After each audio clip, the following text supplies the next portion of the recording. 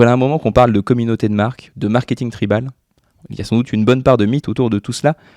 C'est pour cela qu'aujourd'hui, on va voir la différence entre une audience, une communauté et une ultra-communauté. Et on verra quelles sont les opportunités pour les marques. Pour ça, je suis aujourd'hui avec Clément. Salut Clément. Salut. Clément, tu es content manager à l'agence. Tu accompagnes les marques dans la définition de leur stratégie de contenu, dans leur stratégie social media également. Tu suis de près toutes ces logiques d'interaction. On a d'ailleurs souvent l'occasion d'en parler. Il y a souvent des liens que tu m'envoies sur Slack. C'est un sujet qui t'intéresse, peut-être pour démarrer, puisqu'en effet, on a nommé cette intervention, cette UV ultra communauté. On va peut-être revenir sur ce qu'est ce terme ultra communauté. On vous le confesse, on l'a inventé. Ouais, mais peut-être avant, pour démarrer, puisque c'est un terme qui revient si souvent dans ton métier, on va peut-être commencer par parler de communauté. Oui, tout à fait. C'est important de dire ce qui est une communauté, ce qui ne l'est pas. Et quand on parle de communauté, c'est que c'est un terme assez galvaudé. On va y revenir plusieurs fois au cours de cette intervention. Mais une communauté, au final, c'est assez simple. C'est un ensemble d'individus qui vont interagir et qui génèrent des échanges, mais de manière horizontale. C'est tout bête, mais c'est-à-dire qu'une communauté, ça interagit entre eux. La grosse différence qu'on pourrait faire, c'est notamment vis-à-vis de l'audience, où on va toujours avoir un groupe d'individus qui vont certes avoir aussi des facteurs démographiques ou comportementaux qui vont être assez proches, mais qui vont plus consommer un média, un produit, une œuvre, un contenu. Au final, c'est un peu la différence qu'on fait avec Facebook, une marque qui communique avec une audience. Et c'est là où tout l'intérêt de parler de qu'est-ce que c'est une communauté, étant donné qu'une communauté est une audience, mais c'est pas forcément l'inverse. Ouais, donc finalement, toutes les communautés, tous les followers, toutes les personnes qui suivent un compte, que ce soit celui d'une marque ou d'un créateur de contenu, pour beaucoup, la majorité du temps, c'est une audience, puisqu'ils consomment la même chose. C'est pas nécessairement une marque, c'est là où on utilise l'autre, puisque le terme de communauté de marque, ou plus globalement de marketing tribal, voilà, c'est quelque chose dont on a beaucoup parlé, qu'on a beaucoup alimenté. Pour toi, ça n'existe pas ? Ça existe, mais on nous a un peu menti quand même. Il y a une approche où clairement, il y a 3/4, on va dire, des marques ne sont pas Apple, on va dire, qui n'ont pas la capacité à avoir cette ultra communauté derrière eux. On va y venir, on va expliquer, on va avoir des exemples concrets. Et c'est pas très grave en fait. C'est juste qu'il faut bien prendre conscience de qui nous suit, qui on peut faire justement devenir fan, et est-ce qu'on peut amener à interagir et peut-être à créer une ultra-communauté en fonction de qui on est. Et notamment, si on parle d'ultra-communauté, autant aller jusque sur le sujet. Partons sur le sujet. Ça reste un ensemble d'individus qui vont interagir, donc autour d'un intérêt commun encore. Mais ces échanges horizontaux, ils vont aller jusqu'à l'auto-organisation et jusqu'à la co-création. Donc il y a vraiment une création de valeur qui se met en place. Et ça, c'est pas donné à tout le monde. Donc on va voir peut-être... Ouais, là, pour le coup, j'imagine qu'il y a encore moins de marques. Donc une audience, une consommation, des mêmes comportements de consommation ou des mêmes comportements absolus. Des communautés, pour le coup, il y a une logique au moins d'échange, de partage. Et ultra-communauté, là, on va jusqu'à la création. Et assez rapidement, ce qu'on observe aussi sur ces ultra-communautés, on va montrer différents exemples par la suite. Il y a souvent un même langage, c'est aussi le propre des passionnés de assez vite se perdre dans du détail, dans du sujet technique. On va faire de notre mieux pour pas le faire sur les prochains exemples. On garantit rien, mais on va faire de notre mieux. Et puis, ce que tu observes de très près, on va y revenir, il y a aussi des espaces qui généralement sont dédiés. C'est assez illustrateur justement de ce besoin de ces ultra-communautés, d'avoir des échanges, on va dire, adaptés, des plateformes adaptées, là où peut-être Meta, Facebook, Instagram, au final, quand on regarde la réalité, les communautés n'échangent pas entre elles. Donc au final, l'aspect communautaire de ces plateformes, elle est fausse. Là où, bizarrement, aujourd'hui, depuis quelques temps, on a la réémergence de forums, de la culture forum. Si je vous parle de Discord, de Reddit, même Twitch, dans son approche du chat, au final, il y a vraiment cette volonté d'échanger. Et c'est d'ailleurs, en termes d'ergonomie, quelqu'un qui connaît Facebook, qui va sur Discord, il est paumé. Clairement, c'est pas du tout la même démarche. Je peux témoigner. Donc au final, c'est vraiment assez criant. Comme quoi ces ultra-communautés ont eu besoin, au final, de plateformes adaptées à leurs besoins d'échange. On va partir sur quelques exemples, parce que c'est aussi ce qui va rendre donc c'est un peu ces trois cercles concentriques plus concrets entre audience, communauté et ultra-communauté. Pour le premier, celui qui nous intéresse, on peut parler de gaming. Il y a une audience de gamers, ça représente plein de personnes. Et d'ailleurs, on a du mal, je crois, à quantifier à quel point cette industrie est massive, à quel point elle est bien plus grande aujourd'hui que celle de la musique, que celle du cinéma ou des séries. C'est assez dingue. On va y revenir d'ailleurs sur à quel point c'est aussi le propre de ces ultra-communautés de venir d'audiences qui sont parfois cachées. Il y a des lieux d'échange, tu as évoqué Twitch, et en effet c'est vrai qu'aujourd'hui si on s'intéresse un petit peu au gaming désormais, on est quand même assez rapidement happé par Twitch. Ça c'est notre audience, il y a des mêmes comportements de consommation ou d'usage plus globalement. Mais il y a également des communautés. Pour le coup, il ne faut pas rester au niveau du gaming, là où on va devenir de plus en plus précis, on va zoomer bien sûr. On pourrait prendre celui de League of Legends, de LoL, qui est donc l'un des jeux, l'une des plateformes, où là ça commence déjà à rentrer davantage dans une forme de communauté. Tout à fait. Au final, clairement, les jeux, en fait, les communautés vont peut-être, en stéréotypant un petit peu, un poil quand même, que les joueurs spécialistes d'un jeu vont rentrer dans cette communauté-là. Et League of Legends, au final, c'est juste pour resituer un peu, c'est un jeu vidéo, donc multijoueur, gratuit, en ligne, où le principe est assez simple. Sur le principe, on a 5 équipes de champions qui doivent défendre leur base ou détruire la base ennemie. Alors dit comme ça, c'est simple. Regardez un live de League of Legends, je vous préviens, vous ne comprendrez rien si vous n'avez pas justement les codes, les langages, etc. C'est un bon exemple en effet du côté jargonneux qu'a toute communauté, mais qu'on a aussi besoin pour créer justement ce sentiment communautaire, pour qu'il y ait aussi un sentiment d'appartenance, même presque une conscience collective. Tout à fait. Ça passe grandement par le langage qui est à la fois inclus et exclus naturellement. Ouais, et même maintenant, ce qui est assez intéressant, c'est que tu as limite un mini-état où tu as des stars. Si je dis Uzi, Faker, Perks, Reckless, vous ne les connaissez pas, et pourtant, c'est des pointures. Et même en France, c'est horrible à dire comme ça, mais en tout cas, on a enfin, entre guillemets, pour les fans, en tout cas, c'est les médias et le grand public s'y intéressent, notamment à travers la Carmine Corp. La Carmine Corp, alors pour resituer encore une fois, on va essayer d'être...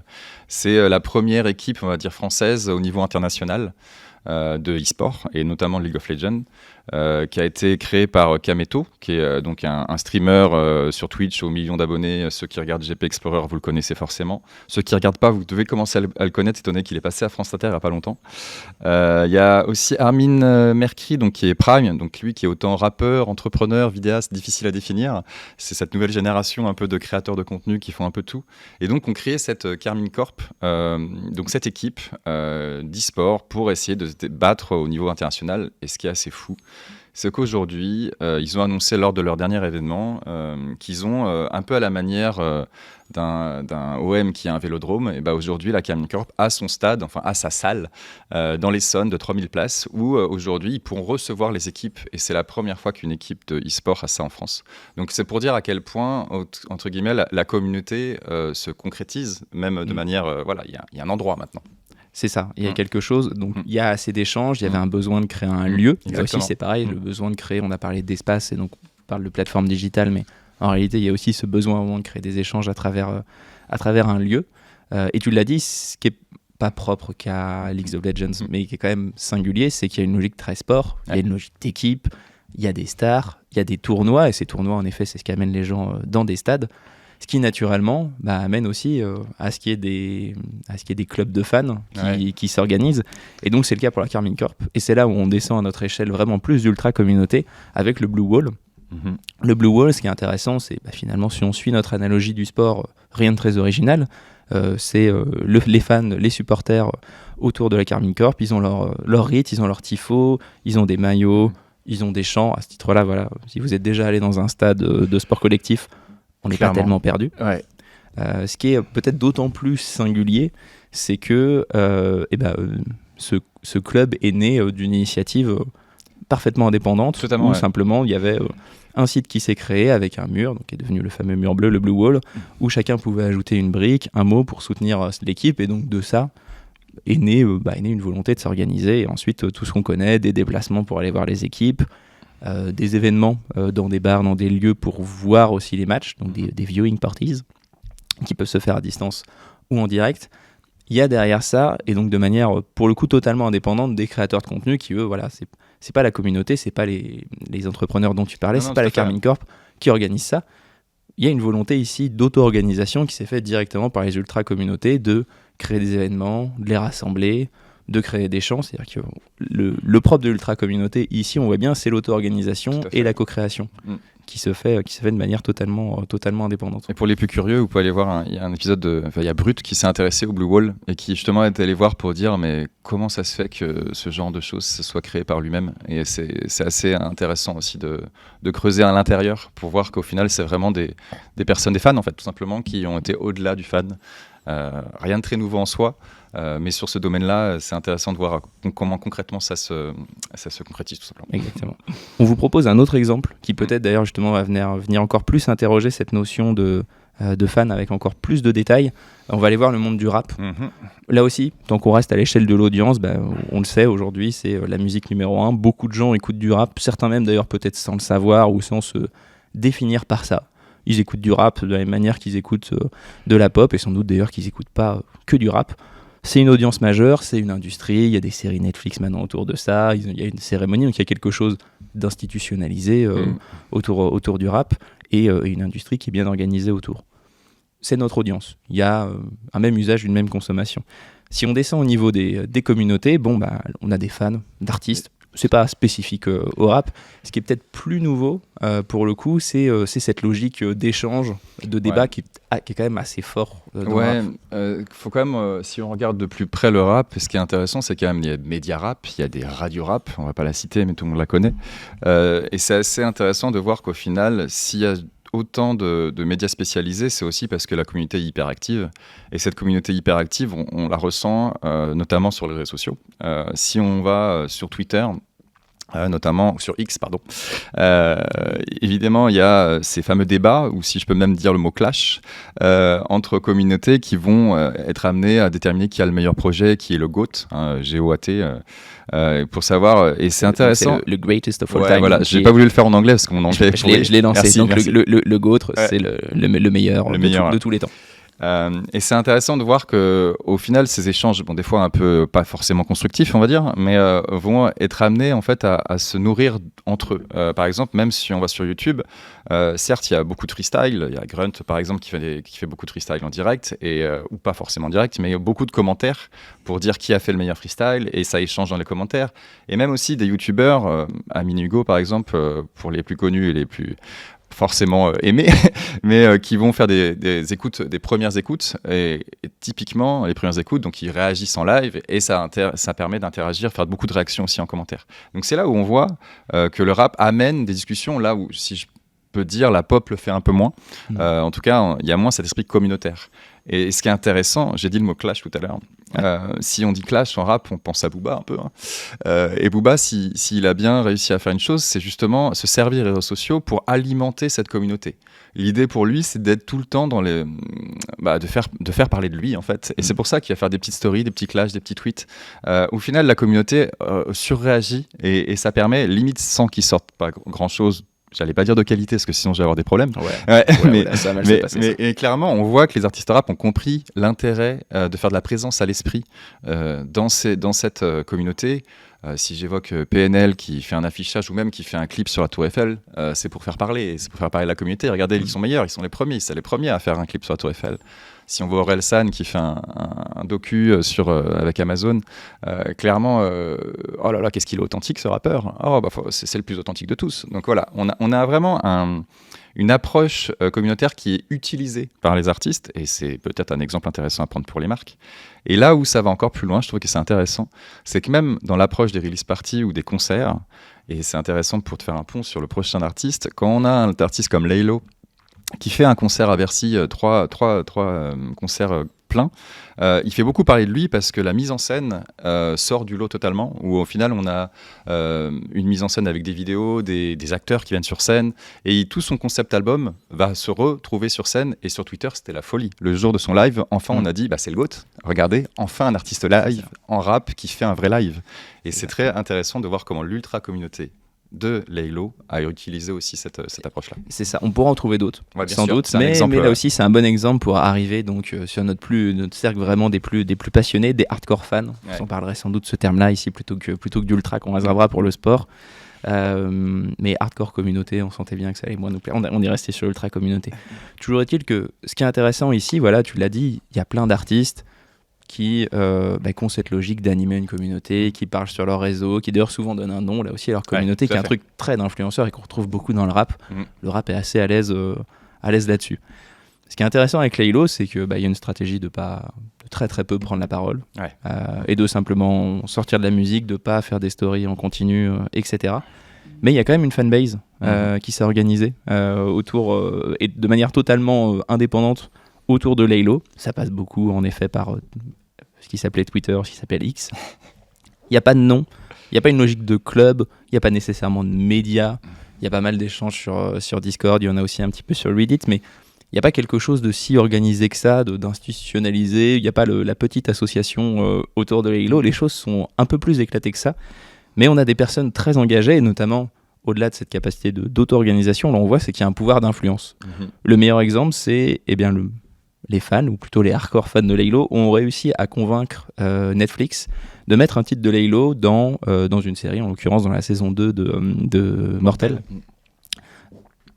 Laylo n'a jamais demandé quoi que ce soit. C'est vraiment directement une volonté, de manière indépendante des fans de l'artiste, de mener ce projet. Enfin, ce qu'a dû se faire, je ne sais pas en fait en quelle mesure ça s'est fait premier degré ou non. Toujours est-il que Netflix a tellement été mitraillé de messages qu'il a fini par céder. Et puis voilà, c'était aussi un choix cohérent. Je pense, ça reste une série un peu hip-hop dans la BO, donc c'est assez logique, mais c'est hyper intéressant de voir le poids qu'ont eu cette communauté et qui sont auto-organisés pour que ça se fasse. Pour eux, c'était une évidence que Laylo devait être dedans, vu que c'est le numéro 1, n'est-ce pas ? Allez, c'est dit. Je le dis pas comme pour moi, je le dis juste pour eux. C'est comme ça qu'ils le pensent en tout cas. Excuse-moi. Et c'est justement un lien peut-être avec ces comités qui peuvent parfois être un peu too much. C'est un peu la limite. Alors je sais pas si celle de Laylo est le meilleur exemple, mais en effet, ce qu'on voit d'un côté qui est incroyable, c'est la force vraiment, le pouvoir d'influence que peuvent avoir ces ultra communautés qui s'auto-organisent. Le revers de la médaille est bien sûr l'influence négative que tout ça peut avoir. Dans le cas pas trop gênant, c'est juste ce côté un peu too much et ce manque un petit peu de recul sur l'œuvre là par exemple. Ce qui à la limite est pas grave. Ce qui peut devenir un peu plus problématique, c'est à quel moment ce pouvoir d'influence devient naturellement un moyen de faire du cyberharcèlement. On le voit sur d'autres communautés davantage organisées autour de créateurs de contenu ou autour d'autres médias. C'est bien sûr le revers de la médaille et ça dit aussi quelque chose de ce que peuvent être les profils si on essaie de rentrer un peu dans le détail derrière les ultra communautés. On en a trouvé 3 qui semblent intéressants. Le premier, c'est celui justement un petit peu de gardien du temple. Il y a quelque chose de très le défenseur qui veut s'arranger que les choses n'évoluent pas, que les choses restent comme ça et puis surtout voilà que défendre que sa communauté vraiment est la plus forte. Il y a quelque chose d'un peu vindicatif ici. Typiquement, vous avez tous entendu parler, je pense, des reboots qu'il va y avoir sur Harry Potter. Et c'est une très belle ultra-communauté hyper toxique sur certains aspects Harry Potter, parce que pour eux, l'œuvre Harry Potter, elle a été faite et elle ne peut pas être faite. Parce que c'est l'unique et l'origine même de ce qui a été fait. Ça peut pas être mieux, donc pourquoi le refaire ? Et typiquement, j'ai perdu le nom de l'autrice, mais elle reçoit des menaces de mort, menaces de mort, etc., parce qu'il n'y a aucun intérêt de faire un reboot. C'est là où... on voit les limites, on le voit en effet sur Harry Potter qui est une saga où là aussi on pourrait faire cette même logique d'être une audience parce qu'on aime les livres, les films ou les contenus autour. Celle de communauté et celle d'ultra-communauté où des personnes en effet vivent à plein temps à Poudlard, je pense. Exactement. Au moins dans leur tête. On pourrait sans doute l'avoir ici aussi. Et pour les marques, d'ailleurs, on va y revenir un petit peu plus dans le détail, mais cette logique de gardien du temple on l'a aussi. On a parlé d'Apple tout à l'heure. C'est un bon exemple de marque aimée et en même temps le c'était mieux avant est quand même aussi présent pour beaucoup autour d'une marque comme Apple, pour citer un peu un cas d'école. On pourrait sans doute en trouver d'autres. Tout à fait. Autre profil, il y a une logique plus de fédérateur et c'est peut-être ce qu'on retrouve plus dans le Blue Wall dont on a parlé un petit peu plus haut sur l'exemple du gaming. On sait qu'il y a des personnes qui naturellement d'ailleurs ont cette logique d'aller chercher leurs potes et de faire rencontrer des gens, de vouloir rassembler chez eux. On sait que je pense qu'il y a quelque chose d'assez naturel et qui est assez propre à la personnalité des individus, de vouloir créer des événements, de vouloir rassembler derrière des associations, de vouloir mettre en contact des gens. Voilà, c'est ce profil plus fédérateur. Et enfin peut-être le dernier profil, et c'est celui qu'on va évoquer sur le dernier exemple qu'on vous propose, c'est celui de créateur qui à l'inverse donc du gardien du temple, lui pour le coup va avoir une volonté de faire des choses, quitte à faire d'ailleurs à recréer, à adapter et peut-être à trahir ce qui a fait le sel de l'ultra-communauté de base, mais qui va davantage créer. C'est ce qu'on va voir avec le manga. Tout à fait, et c'est intéressant de voir qu'au final, dans la même ultra-communauté, on peut avoir des profils à l'opposé presque. Donc c'est là aussi toute la difficulté de ciblage, d'aspect communautaire qu'on nous vend. Là, on parle d'ultra-communauté et c'est pas pour ça que ça simplifie le travail, hein, clairement. Non, clairement même ces 3 profils, en réalité, je pense que, alors ils amènent un petit peu de nuance, mais je pense qu'il y a quand même un point commun, c'est-à-dire le fait d'avoir le besoin de se définir autant, d'être hardcore fan, d'être ultra comme ça. Tout le monde n'est pas voué à ça. J'ai le sentiment d'être passionné de plein de choses, d'être dans des communautés, parce que d'avoir cette logique d'échange, par exemple, je l'ai beaucoup sur la musique à titre personnel. Je ne vais pas pour autant avoir ce besoin de rentrer dans une ultra communauté. C'est quelque chose qui m'a par exemple jamais défini. Et je sais qu'à l'inverse, il y a des personnes qui peuvent changer d'ultra communauté au cours du temps et de leur passe-temps, mais qui ont ce besoin de se, il y a un côté très identitaire aussi. Ouais, tout à fait. Et allons-y sur le manga, étant donné que c'est un peu ma communauté, on va dire. Mais je suis pas ultra. On va l'expliquer en quoi. Ce qui est intéressant avec l'audience du manga, surtout pour la France, hein, c'est un peu particulier quand même que depuis les années 80, au final, grâce notamment à ceux qui l'ont connu, le fameux Club Dorothée, a intégré, nous a permis d'intégrer les codes de cette culture japonaise, que ce soit en animé, donc en japanime, ou le manga papier. Hein. Et ce qui est intéressant, c'est qu'à l'époque, déjà, on avait beaucoup de critiques en fait, vis-à-vis de ces œuvres, qui soulignaient un dessin grossier, de la violence, de la vulgarité, et que ça allait rendre un peu bêtes tous nos enfants. Ce qui est bizarre, c'est qu'on peut vraiment l'adapter, avoir ce discours sur le rap, sur le gaming, et c'est intéressant de voir que ces ultra-communautés ont tendance à se serrer un peu les coudes face à la critique et qui devient un élément identitaire. Typiquement, vous dites à un fan de manga, c'est du dessin animé, il va vous tuer, déjà parce que c'est pas un dessin animé et typiquement il va essayer de défendre cette sous-culture, il va essayer de défendre en quoi elle est différente, en quoi, pas forcément mieux, mais en tout cas en quoi il y a vraiment une aspérité et en quoi elle est intéressante. Et c'est vraiment là où on voit que le manga est une audience à part entière, et d'ailleurs la Japanime aujourd'hui, quand on regarde les grosses plateformes comme Netflix qui vient de racheter entre guillemets One Piece, avec notamment la capacité à faire un live action. Donc un live action, c'est une série avec des vrais humains adaptés d'un animé. Donc ils ont aujourd'hui fait 8 épisodes de One Piece et qui sont numéro 1 dans 50 pays. Donc clairement, si on prend aussi l'exemple de One Piece, le film Red a fait des millions d'entrées au Japon et dans le monde entier. Donc c'est devenu un effet mondial, un phénomène mondial. En tout cas, l'audience est réelle, ça, il n'y a pas de doute. Ouais, puis c'est vrai qu'il suffit de rentrer dans une Fnac pour voir à quel point il n'y a plus de CD, il y a des mangas. Voilà, il y a vraiment le rayon bande dessinée qui pourtant se porte pas si mal que ça, en plus, à certains égards.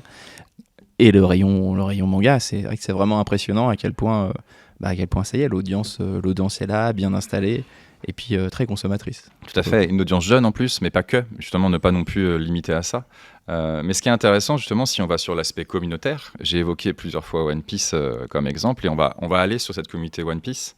Alors juste pour ceux qui ne connaissent pas One Piece, on va faire très rapide, hein. C'est un manga qui a 26 ans, qui est réalisé par Eiichiro Oda, donc le mangaka, l'auteur. C'est vendu à 500 millions de livres dans le monde, de mangas dans le monde. Et au final, ce qui est assez fou avec cette communauté, c'est qu'elle est tellement passionnée que ces fameux échanges, ils prennent autant vie sur des plateformes comme Discord, YouTube, comme on a pu le voir sur nos différents exemples précédemment.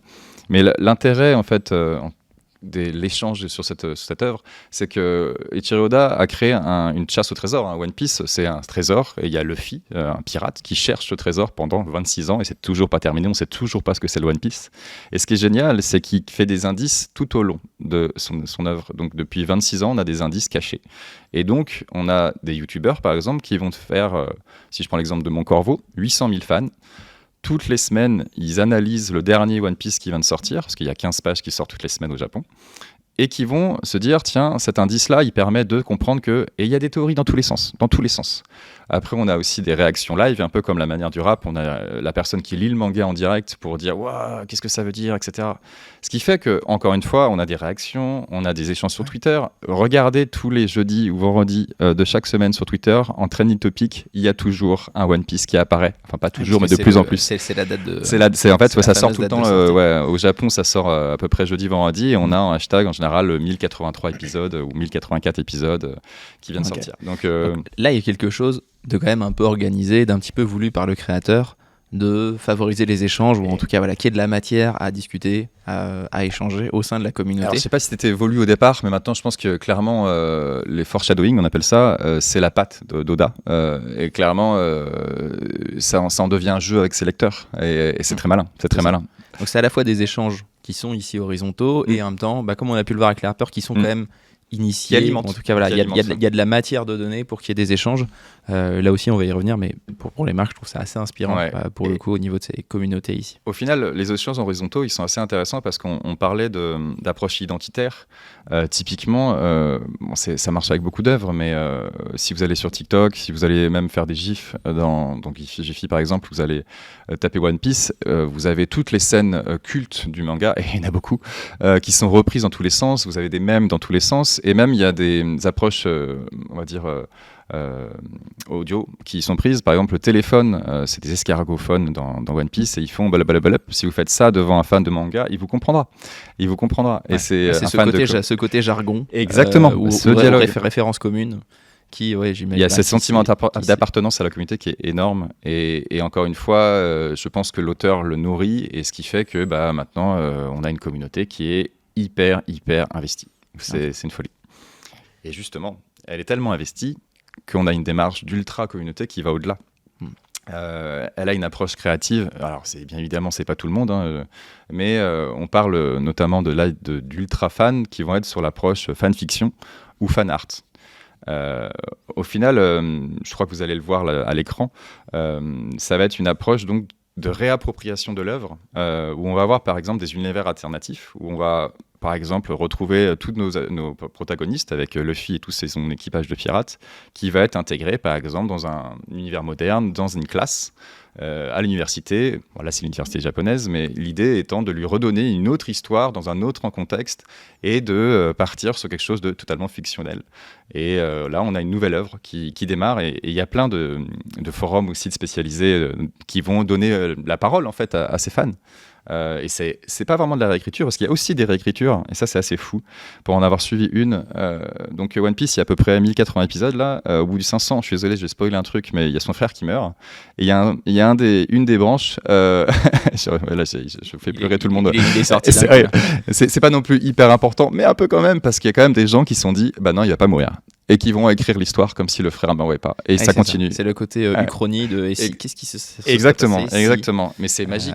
C'est magique d'avoir cette capacité de créativité, et de tellement aimer cette œuvre, tellement aimer ce personnage, d'aller jusque-là.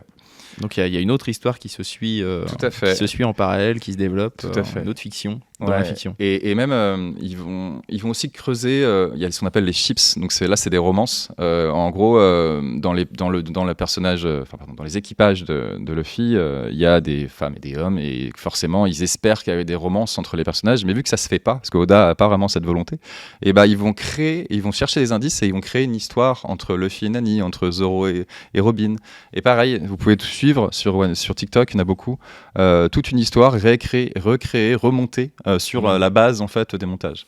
Donc c'est quand même assez créatif. Je trouve ça assez fascinant, mais je trouve que c'est le propre de ces grandes œuvres, de réussir aussi à en dire assez peu pour qu'on puisse imaginer notre histoire. Alors juste dans nos têtes et les imaginer, dans la majorité des cas. Là en l'occurrence, ce qui est fou, c'est le fait que ça devienne un projet à part entière.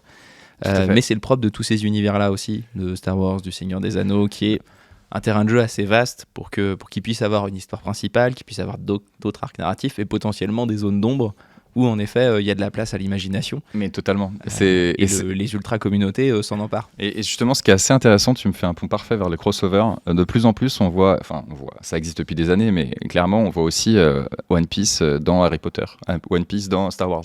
Et donc, une recréation d'ultra-communautés qui se partagent, en fait. Étant donné que, malgré tout, une ultra-communauté a quand même des fois un peu de nuances, ils vont être fans d'autres choses et ils vont mixer les genres. Et c'est là, cette approche créative qui est incroyable, a peut-être aussi un intérêt pour les marques de réfléchir à comment justement aller chercher cette communauté en s'appropriant les codes. Et je crois qu'on va le voir aussi à l'écran là juste maintenant pour ceux qui sont pas dans le podcast, mais il y a un exemple qui est incroyable, et je félicite Marcel, je crois, l'agence qui l'a fait en place, qui l'a mis, c'est Oasis et One Pitch, donc Pitch P-E-A-C-H. Ils ont été chercher tous les codes de One Piece et ils l'ont appliqué au petit égérie One Piece qu'on connaît tous maintenant, hein, clairement, où ils ont fait donc un manga où c'est le château de plumes qui part à l'aventure sur l'île mystérieuse, l'Oasis Céleste. Et typiquement, il y a 54 pages. Hein, à la base, c'est juste en version web. Ils en ont imprimé quelques-uns qu'ils ont envoyés aux influenceurs, aux créateurs de contenu, comme Mon Corvo, par exemple, qui a reçu donc le manga avec des petits oasis en dessous. Et ça, en termes de brand content, donc de manière pour se faire aimer sa marque, mais c'est royal. Je veux dire, je pense que tous ceux, en tant que fan de One Piece, limite, j'avais envie de boire de l'Oasis, quoi. Enfin, clairement. Ouais, il y a quelque part... ils rejoignent l'ultra-communauté de créateurs et ça devient une création, même titre que les autres, d'ailleurs, qui doit être discutée sur sa qualité. Mais ceci dit, il y a une volonté de j'en suis aussi et je mets ma petite pierre à l'édifice. Je fais ma part. Après, vous en faites ce que vous voulez. Dans tous les cas, voilà, c'est pris avec le recul nécessaire. Ouais. Et c'est là où c'est fort, c'est s'intégrer dans et pas forcément, j'ai un produit qui est bien, regardez mon produit, il est génial sur les réseaux sociaux. Là, ils ont vraiment cherché à faire un contenu qui va permettre de véhiculer bien évidemment les valeurs et le produit en l'intégrant de manière subtile et tout en surfant sur une approche que la communauté manga comprend. Et la communauté manga, généralement, comprend les délires de One Piece. Donc là, ils ont quand même ils ont touché la fameuse audience. Oui, c'est ça. Donc, ils ont été au-delà de l'ultra-communauté. Ils ont pris les codes de l'ultra pour parler à la communauté et parler à l'audience. Et si on prend un autre exemple, c'est les produits laitiers. Typiquement, eux, ils ont à peu près réfléchi à la même manière en se disant qu'il y a une audience manga pour parler aux jeunes qui est énorme. Et donc, ils ont pris... là, ils ont clairement créé un manga. Ils ont créé Mukai. Et là, ça va être, entre guillemets, un shonen, on appelle ça. Donc, ça va être le truc assez classique de tous les mangas, si vous connaissez un peu Dragon Ball Z, Naruto, etc. Où on a un jeune personnage assez faible qui a une quête initiatique pour devenir très fort et fédérer tout le monde et être la meilleure amie de tout le monde. Et bien, typiquement, ils sont partis de cette base-là où Mukai est un jeune agriculteur, bizarrement travaillant dans les produits laitiers, qui, bien évidemment, va devoir combattre les forces du mal. Et pour cela, bizarrement, quand il prend un petit verre de lait, il est beaucoup plus fort. Bon, c'est hyper... ça manque de subtilité dit comme ça, mais c'est hyper bien amené. Et ce qui est intéressant, c'est qu'ils ont été au-delà du produit manga, où ils ont intégré des éléments du manga dans les pubs télé actuellement. Et donc, ils ont bien compris comment parler à cette audience, encore une fois, et que cette audience, elle est énorme sur la population jeune. Et limite, même, ça peut toucher une population jeune et plus, entre guillemets, aujourd'hui. Donc, deux exemples de marques qui soulignent à quel point il est peut-être des fois, en tant que marque, intéressant de se rapprocher d'une communauté et ne pas forcément chercher absolument à faire une là où c'est pas forcément adapté. Ouais. Ce que je note et qui est intéressant, c'est donc il y a cette volonté de aussi montrer qu'on fait un peu partie de l'ultra-communauté parce qu'on participe à la création. Ce que ça demande quand même pour les marques, et c'est d'ailleurs un petit peu là-dessus sans doute qu'on aimerait conclure, histoire d'être certain de bien être compris. C'est cette distinction, on espère que c'est plus clair aujourd'hui entre audience, communauté et ultra-communauté. Une même consommation des mêmes usages côté audience, côté communauté, davantage d'échanges qui sont en partie verticaux parce que voilà, à un moment...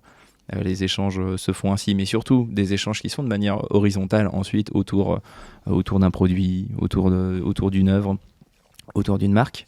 Et ultra-communauté, qui est plus rare, il faut bien admettre pour les marques. Toutes les marques n'ont pas vocation à avoir ni vraiment une communauté forte, ni des ultra-communautés, et c'est pas un mal. Ou pour le coup, on retrouve, on a vu plusieurs choses, une volonté d'auto-organisation, c'est ce qu'on a vu avec le Blue Wall dans le gaming, un pouvoir d'influence, c'est ce qu'on a vu à travers la communauté autour de Laylo, et autour du manga, une capacité à créer, à se réapproprier l'univers, à l'élargir. un même sentiment d'appartenance donc ici qui est intéressant. Ce qu'on peut noter, et c'est le cas d'ailleurs avec Oasis finalement, Oasis n'a pas créé une ultra communauté autour d'elle. Par contre, la marque a su se rapprocher. Alors tu l'as dit, d'une audience, parce qu'en effet, dans tous les cas, le manga, ça peut parler à plein de gens, mais plus spécifiquement quand même plus sur l'ultra, d'une ultra communauté. C'est peut-être le premier point, de pas fantasmer en fait en tant que marque une ultra communauté, que les gens vont être super fans de la marque. C'est la chose à retenir, je pense, effectivement. Ouais. C'est le premier point, et c'est pas grave, parce que je pense que chacun en tant que consommateur, on passe pas notre temps à parler, à échanger et à vivre pour une entreprise.